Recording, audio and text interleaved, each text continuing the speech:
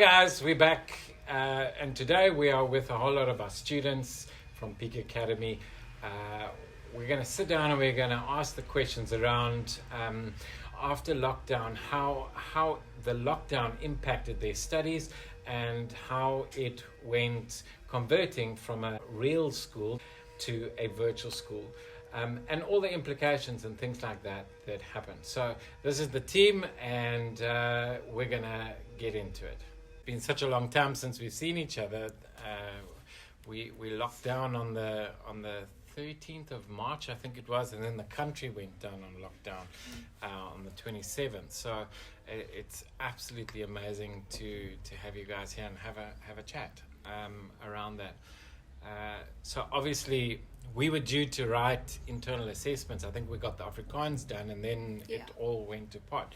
So maybe first question is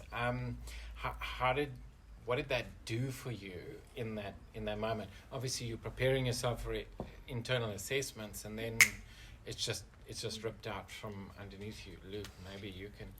No, it was a very big surprise, studying and then pretty much all those hours of studying just gone. Wasn't great. Yeah. It was a bit disappointing. I don't know.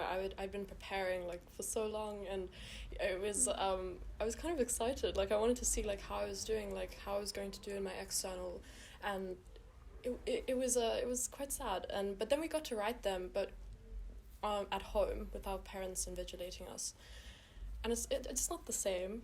But I would say it was quite sad, but it happened, and I was rearing up to finish, and next minute, crazy stuff. So we have this lockdown. We're now sitting at home, and I would imagine, and maybe you can explain, that there was this sudden now what?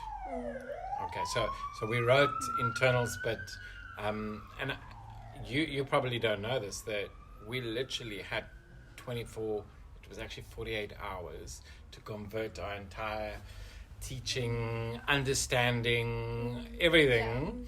48 hours it took us to move it across to the virtual side of things. So you guys were on holiday a little bit, but what was that feeling of you don't know what's going on, or did you have that feeling of I don't know what's going on? I was already on the virtual side of Peak, I think maybe a month before lockdown. Yeah. But from what I've heard from numerous people who go to Peak, it was relatively seamless. It was very well coordinated, and a lot of effort clearly gone into it. Yeah. Well, thank you, because that just about killed us. Sorry. Yeah, it went very smoothly. Everything just went well. Yeah, there wasn't really any confusion with what was going on, because Peak made it very clear, when we had to do things, what all the codes were for, the Zoom meetings and everything. So it was very easy to actually change onto virtual as well. Yeah. It helped being a school that's very on top of, especially with social media. We can message teachers on WhatsApp and they'll get back to us fairly fast. So with the codes and joining lessons, it was very fast paced. So moving into the virtual thing, right? I think it'll be interesting to hear from you whether it worked. So yes, we did the seamless transfer, but did it work? In other words, was the experience the same as coming to school? Kiara, what are you? Yeah, I found that I could still ask all the questions that I needed to ask, and the teachers answered. So, it was fine. Fantastic. And if you had a choice of going and staying virtual type schooling or coming back to the building, what? I definitely do prefer interaction with people, so I would say come back to the building. Yeah. Absolutely. You, Mr. Luke? Oh yeah, I can't wait to come back to the building, honestly. Yeah. Hazel? I actually really enjoyed the online school. I find that virtual school, sorry. It worked really well for me because there's less distractions for me as well. Because at school I tend to go chat with my friends for a while, and sometimes you end up wasting a bit of a day talking and catching up and everything. So there was a lot less distractions. So I could work at a better pace, and there was more time, and I was more organized. So I feel like it worked better, but I do obviously love coming to school as well and like seeing everyone and being like face to face with the person rather than across the screen.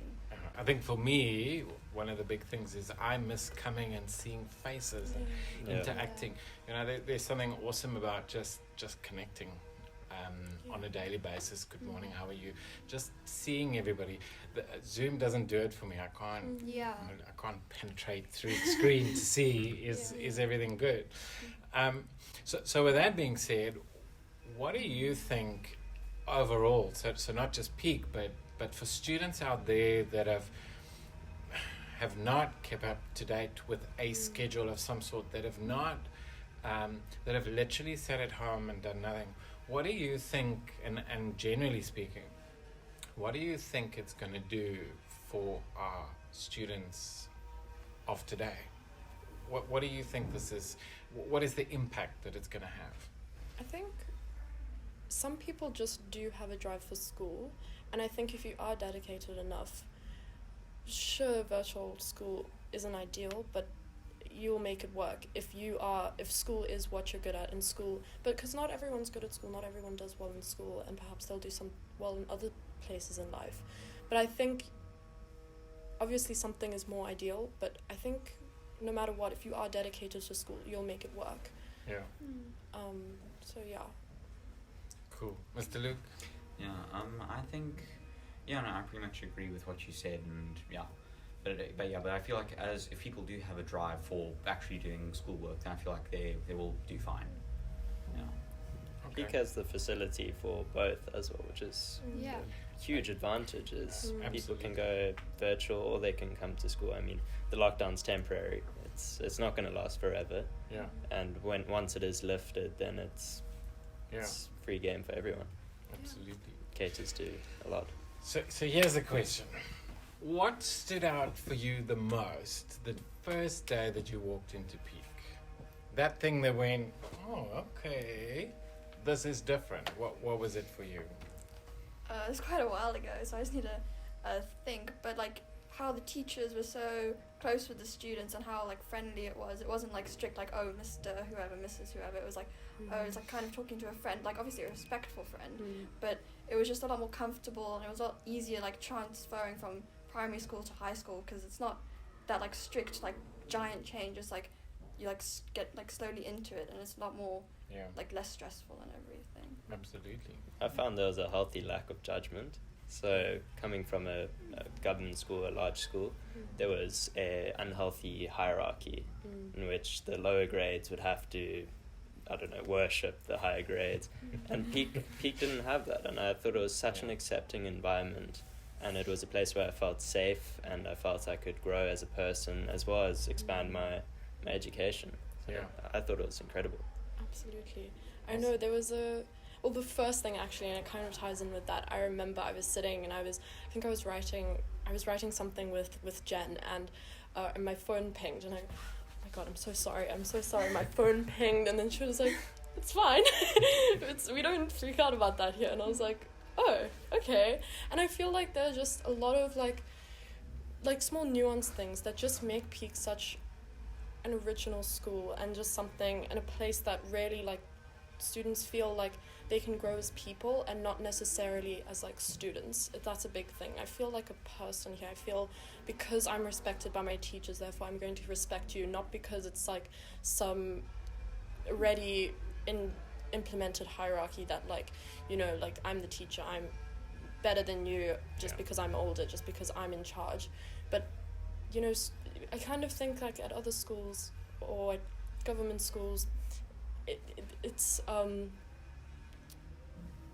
you're treated as like is like you're not a person, and that's what really stood out to me at Peak. We were people, and you respected us. Yes, and it's you know, especially as a teenager, you're already going through so much, and you're like, oh, no one respects me on this weird limbo stage. I'm not a child. I'm not an adult. It's like so uncomfortable. I'm so awkward. I'm so awkward. But it's really nice to come to a place and feel like no matter your age, no matter your grade, no matter what you're doing, you're on the same playing field, and that's a really, really nice, comforting feeling to have. Awesome. Cute. The curriculum stood out to me. because I love Cambridge and like the deep learning and not just covering a basic thing but actually going deep into it. And yeah, the teachers were just lovely. So yeah. Cool. Well, what really stood out to me is the people at Peak and also all the teachers, like how they're also all friendly. I mean, like I know how people say like with teachers you can go to them and say anything, but I feel like really with Peak I could really go and say something, because like I mean when I have actually gone and talked to teachers when I have had a problem, they've actually done something, and they've I don't know, I felt like something had actually happened, and it was very helpful. Awesome. So what's the one thing, and I want to see if you get it right, because there's one specific thing that I do. It's when you ask a question, what happens? You ask it back at us. Yeah. I thought this was going to be a fail. But that's got right. Yeah, one of the things they said is I always answer with a question to a question. How frustrating is that? It's quite. It's frustrating at first, but it actually teaches you to ask yourself those questions. Yeah. Yeah. You can always find the answer by yourself, and if not, then ask someone else. I often find that by answering the question with a simple answer keeps you in a space of habit, and so there is no thinking beyond that. We just need the answer and we can move on. Whereas, as you said, in Cambridge we want you to know the bigger picture, and so often we have to knock you off the beaten path for you to find out and put things together. So Yeah. how better to do that than throw you off course with the question being answered with a question. So that's kind of why I do it. What else stands out for you differently as far as curriculum is concerned? What stands out for you to be different that we do here, that makes you think out of the box, that's critical thinking, problem solving, time management, all of that kind of stuff?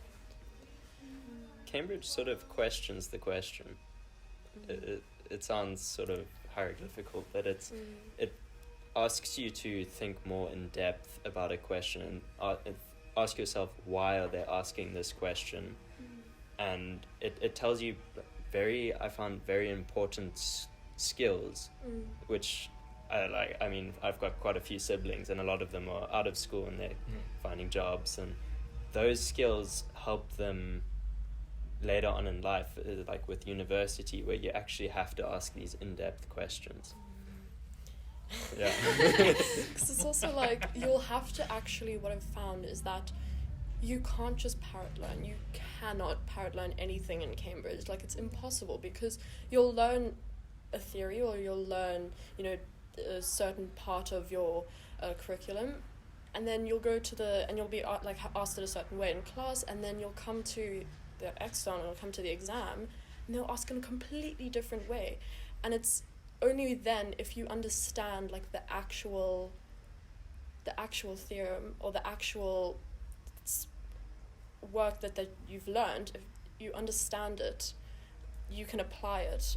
And that's how like the Cambridge system works. And it's really difficult like in the moment, but I think it's way better than having to parrot learn, and it's way more beneficial to you in the long run. Yeah. So obviously sitting at home, the teachers are not sitting in the room next door. So how would you take it, your need for corresponding with the teacher, tests, all of that kind of thing? How's that been in a virtual space? I think it's been really well, actually. Like, I mean, especially with the lessons, like a couple of the subjects are a little bit harder with that, but I mean, like some of them are a lot better. Like for instance, my English class, like we would normally talk a lot more, but we're actually doing more work, surprisingly, because it's a little bit harder to, like, instead of just shouting out or just saying, okay, let's talk about this, it's a little bit harder and we get more work done, which is quite nice. Yes. I found like I didn't have many WhatsApps with teachers, but now with lockdown, like it's been more personal, and also for chemistry, we've had a lot more like worksheets and a lot more like in-depth understanding with it. So I really enjoyed that. Yeah. I found Peak's always been ahead of the times in terms of technology, or they're at least keeping up with them. Yeah. So having the virtual lessons, it allows us to gear up for the future. We're going with the flow in a way. Yeah. Yeah. I think in many ways the teachers work maybe twice as hard because when there's this unknown, you don't quite know, so you almost want to put more effort into it. Tests are quite interesting, doing them online. I mean, for maths, nothing beats a pen and paper. Yeah. But as I said, I mean, Peak's going with the times. Things will eventually, everything will be digital. So doing a test online helps us to advance in that aspect. So I've found it's been brilliant.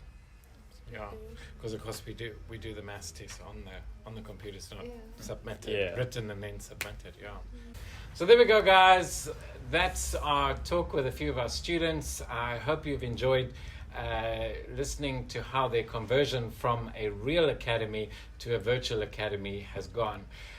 If you like this film, please don't forget to subscribe and click on the tring next to that. All the best.